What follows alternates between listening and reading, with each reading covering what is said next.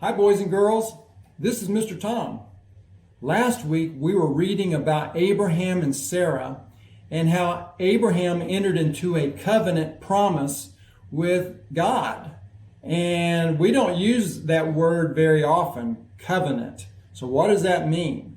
Well, back in Abraham's day, when he lived about 4,000 years ago, they didn't have police that if people got into trouble that they could call the police officers and they could come help them out. So they were dependent upon their friends for protection. And so sometimes two people would enter into a covenant promise. So we've got Mr. Red here and we've got Mr. Blue, and they're friends.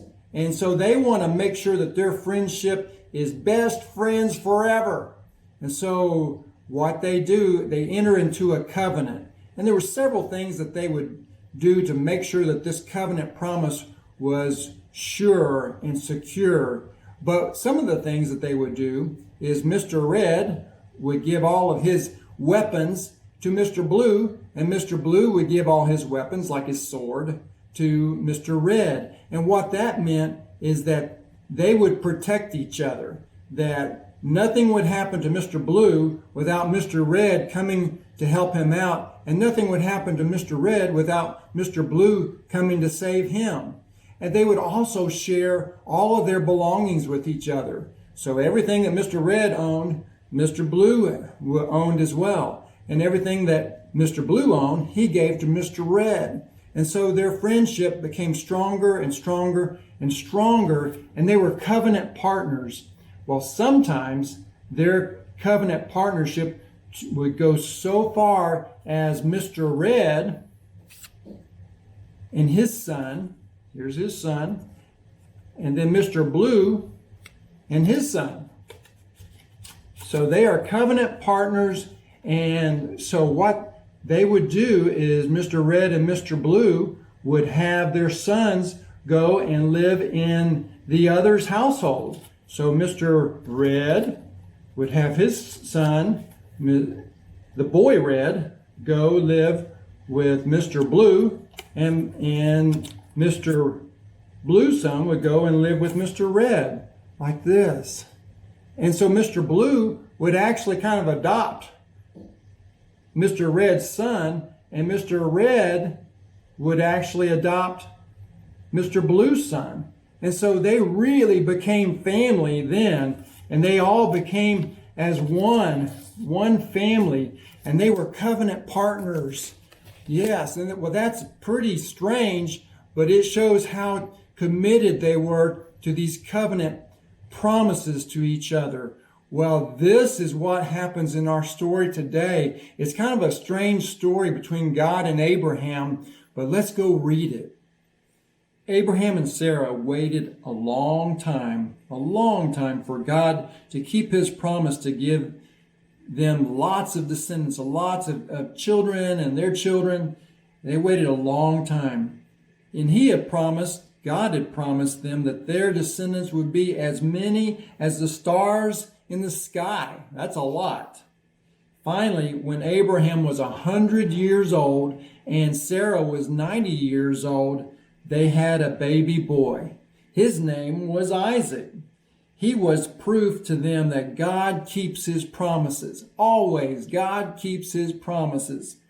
A few years later, after Isaac was born, God asked Abraham to do something very, very difficult. God tested his covenant with Abraham and the promises that they had made to each other. God said, "Abraham, take your son Isaac, the boy you love so very much, and go up to the land of Moriah, and I want you to sacrifice Isaac as an offering to me." Wow. I wonder what Abraham thought. This was the son that God promised him, and he was now well over 100 years old. But God was now asking him to kill him and sacrifice him to God. So what's going on?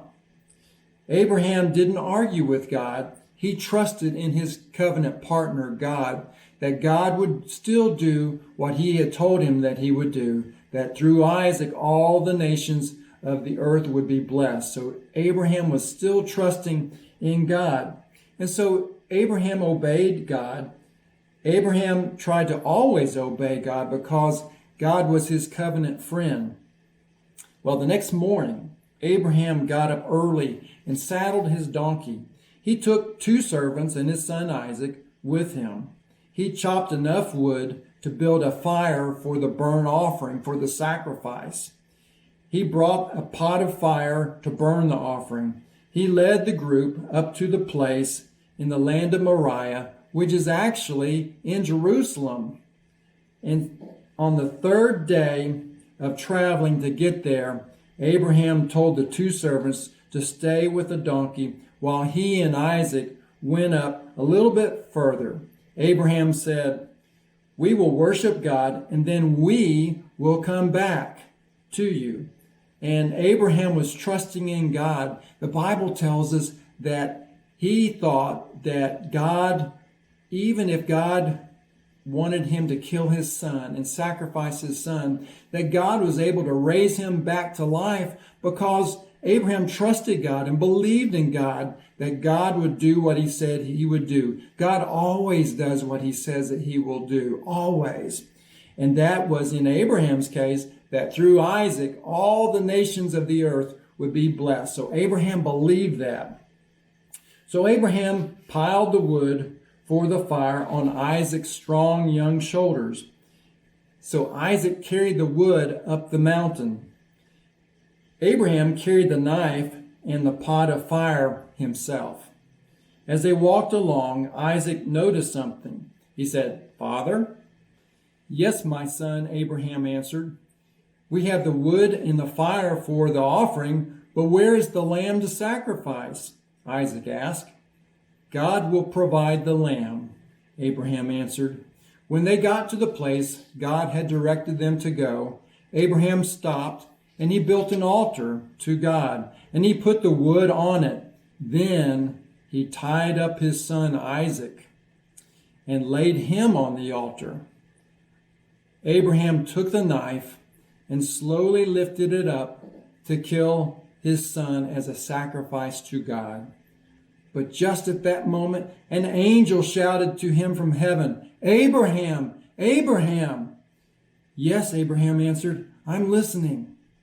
"Put the knife down," the angel said. "Do not hurt the boy in any way, because now I know that you fear God, that you love God, and that you trust him completely. You didn't even hold back your son, your beloved son. You didn't even hold him back. You were willing to kill him for me and sacrifice him to me." Right at that moment, Abraham saw a ram, that's a male sheep, caught by its horns in a nearby bush. So he took the ram and sacrificed it as an offering to God in place of his son. Abraham named that place on the mountain, "The Lord will provide." Then the angel called to Abraham again. God says that because you have obeyed him so completely, and that you even were willing to give your son to him, then so will I multiply your descendants, the people after you, to be as many as the stars in the sky and the grains of sand on the seashore. That's a lot. Through your descendants, all the nations of the earth will be blessed. All of this will happen because you have obeyed me. Well, then, about 2,000 years later,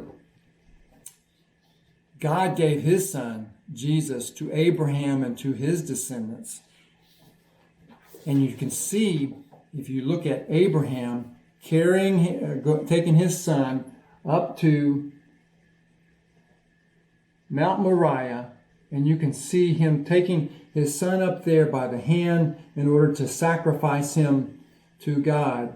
And Abraham loved his son. You can see Isaac carrying the wood on his back as they were going up the mountain there.